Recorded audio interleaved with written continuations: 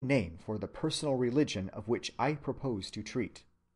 Call it conscience or morality, if you yourselves prefer, and not religion. Under either name it will be equally worthy of our study. As for myself, I think it will prove to contain some elements which morality pure and simple does not contain. And these elements I shall soon seek to point out. So I will myself continue to apply the word religion to it, and in the last lecture of all I will bring in the theologies and the ecclesiasticisms, and say something of its relation to them. In one sense, at least, the personal religion will prove itself more fundamental than either theology or ecclesiasticism. Churches, when once established, live at second hand upon tradition. But the founders of every church owed their power originally to the fact of their direct personal communion with the divine. Not only the superhuman founders, the Christ, the Buddha, Mohammed, but all the originators of Christian sects have been in this case. So personal religion should still seem the primordial thing, even to those who continue to esteem it incomplete.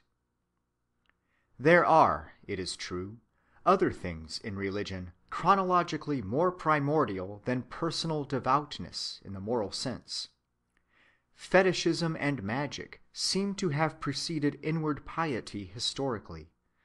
At least our records of inward piety do not reach back so far.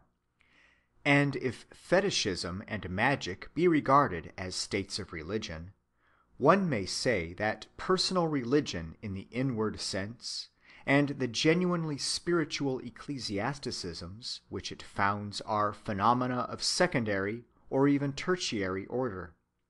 But, quite apart from the fact that many anthropologists, for instance Jevons and Frazer, expressly oppose religion and magic to each other, it is certain that the whole system of thought which leads to magic, fetishism, and the lower superstitions may just as well be called primitive science as called primitive religion.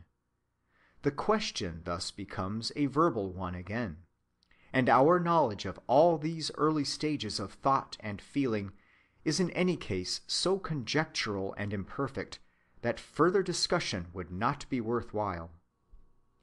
Religion, therefore, as I now ask you arbitrarily to take it, shall mean for us the feelings, acts, and experiences of individual men in their solitude, so far as they apprehend themselves to stand in relation to whatever they may consider the divine. Since the relation may be either moral, physical, or ritual, it is evident that out of religion, in the sense in which we take it, theologies, philosophies, and ecclesiastical organizations may secondarily grow. In these lectures, however, as I have already said, the immediate personal experiences will amply fill our time, and we shall hardly consider theology or ecclesiasticism at all. We escape much controversial matter by this arbitrary definition of our field. But still, a chance of controversy comes up over the word divine, if we take it in the definition in too narrow a sense. There are systems of thought which the world usually calls religious, and yet which do not positively assume a God. Buddhism is in this case. Popularly, of course, the Buddha himself stands in place of a God, but in strictness the Buddhistic system is atheistic. Modern transcendental idealism, Emersonianism, for instance, also seems to let God evaporate into abstract ideality. Not a deity in concerto, but a superhuman person, and the immanent divinity in things, the essentially spiritual structure of the universe, is the object of the transcendentalist cult. In that address to the graduating class at Divinity College in 1838, which made Emerson famous, the frank expression of this worship of mere abstract laws was what made the scandal of the performance. Quote, "These laws," said the speaker, "execute themselves. They are out of time, out of space, and not subject to circumstance. Thus, in the soul of man, there is a justice whose retributions are instant and entire. He who does a good deed is instantly ennobled. He who does a mean deed is by the action itself contracted. He who puts off impurity thereby puts on purity. If a man is at heart just, then, in so far as he God, the safety of God, the immortality of God, the majesty of God, do enter into that man with justice. If a man dissemble, deceive, he deceives himself, and goes out of acquaintance with his own being. Character is always known. Thefts never enrich, alms never impoverish, murder will speak out of stone walls. The least admixture of a lie, for example, the taint of vanity, any attempt to make a good impression, a favorable appearance, will instantly vitiate the effect. But speak the truth, and all things alive or brute are vouchers, and the very roots of the grass underground there do seem to stir and move to bear your witness. For all things proceed out of the same Spirit, which is differently named love, justice, temperance, in its different applications, just as the ocean receives different names on the several shores which it washes. In so far as he roves from these ends, a man bereaves himself of power, of auxiliaries. His being shrinks.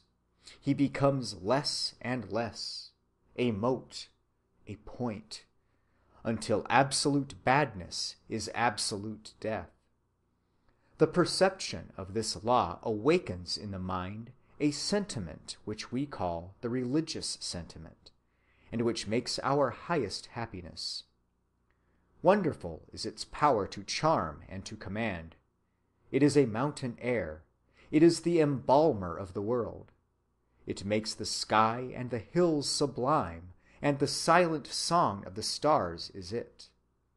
It is the beatitude of man. It makes him illimitable. When he says, "I ought," when love warns him, when he chooses, warned from on high, the good and great deed, then deep melodies wander through his soul from supreme wisdom.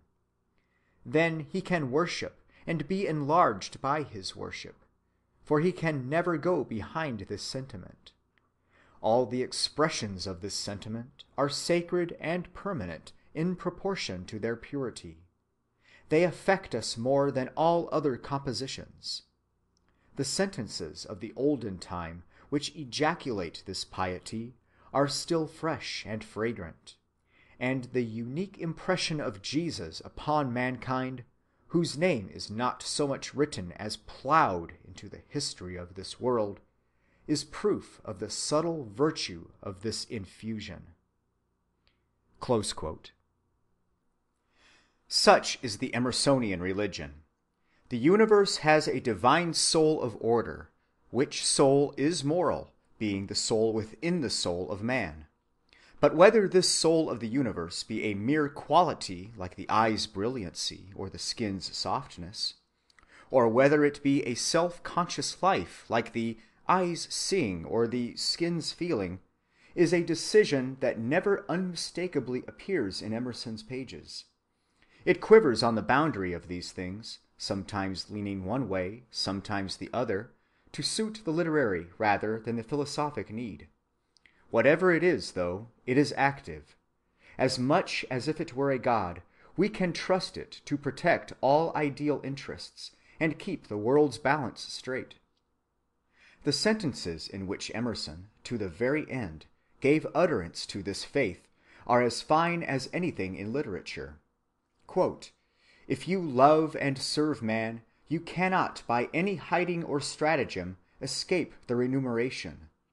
Secret retributions are always restoring the level, when disturbed, of the divine